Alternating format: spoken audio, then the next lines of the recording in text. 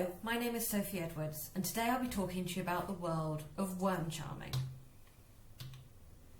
What is worm charming? Worm charming has many names: fiddling, grunting, snoring, depending on one's technique. In its most basic sense, worm charming is any method that uses vibrations to coax and encourage worms to the surface, where they can be caught and most often used for fishing bait. While digging in the ground is a valid way to find worms, it is not considered worm charming. While worm charming takes more time and effort than buying bait from a store, it is free. Charming techniques were popular among fishermen, saving them some change and a trip to the store. Furthermore, most will agree that worm charming is a fun time and very rewarding. A person's first time experiencing worm charming may seem like magic as the worms pop out of the ground. The origins of worm charming are unknown, but the tradition has been around for a long time, especially in the southern United States, where techniques continue to be passed down from generation to generation. That said, worm charming is not as well known as it used to be. While the creation of worm charming competitions has encouraged younger generations to partake and even create their own methods, the number of people who can charm worms is still relatively low. Worm charming comes in many different forms, using a variety of tools and instruments to call forth the worms. The most simple technique is twanging, where a garden fork is partially stuck into the ground and wiggled back and forth and/or hit it with a stick. Another popular method is fiddling. A long wooden pole is driven into the ground, then the charmer moves a handsaw back and forth across the top of the pole, mimicking the motions of playing a fiddle or violin. There is also the traditional technique of groaning or snoring. Similar to fiddling, a wooden pole is pounded into the ground, but instead of using a saw, metal strips or the head of an axe is run across the wood to create vibrations. The resulting noise sounds like a person grunting or snoring, depending on the charmer's exact methods. While traditional methods are tried and true, innovation can be found throughout the worm charming community. The aim of most worm charmers is to use their created vibrations to mimic the sound of rain, which drive worms up to the surface to avoid flooded tunnels. But some decided to make it rain for themselves and will pour water or other liquids on the ground to catch the worms. A uniquely modern approach to worm charming is the McClockard technique. This technique uses a chainsaw without the cutting chain, which is then placed on top of a submerged wooden pole or directly onto the ground itself. Finally, there are a number of truly artistic techniques that involve music or dancing. Speakers playing loud music of all sorts, from rock and roll to classic symphonies to techno, have been used to coax out worms.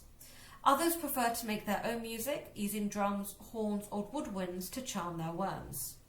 Others still will put on a different kind of performance and dance on top of the ground. Tap dancing on a wooden board is most commonly used as it creates the strongest vibrations, though dance numbers are at the charmer's discretion. There are three main worm charming competitions: the World Worm Charming Championships, the International Festival of Worm Charming, and the Worm Grunting Festival. While each competition has their own rules and regulations, each competition follows the same basic setup.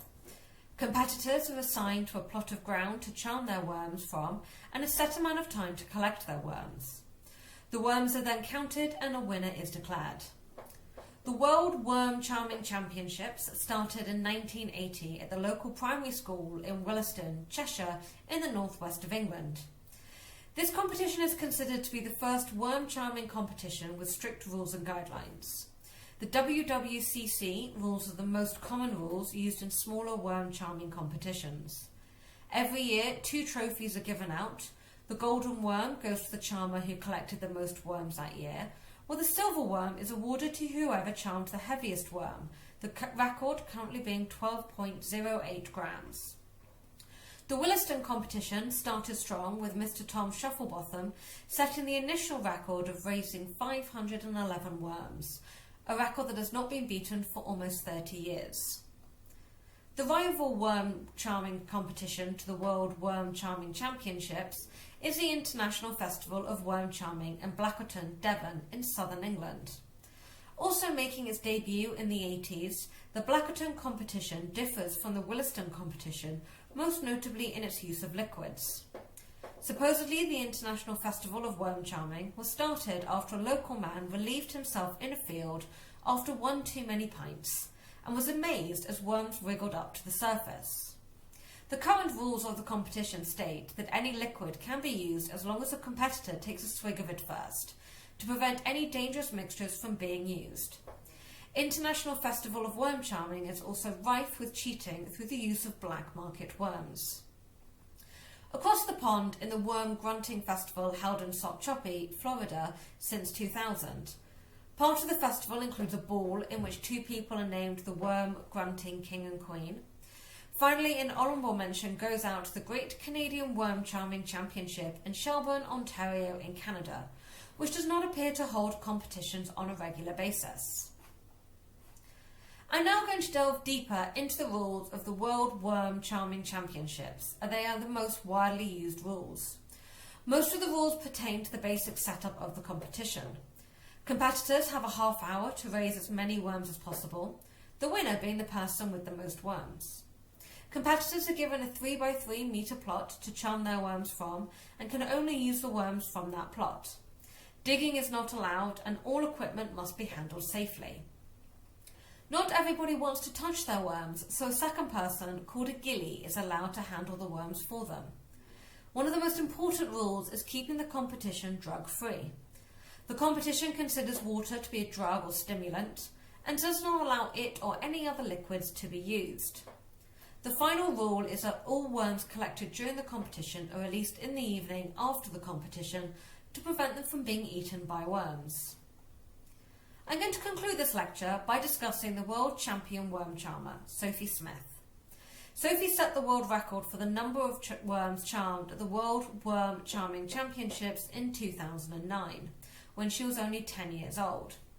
Sophie collected 576 worms using the traditional twanning method and has her name in the Guinness World Records.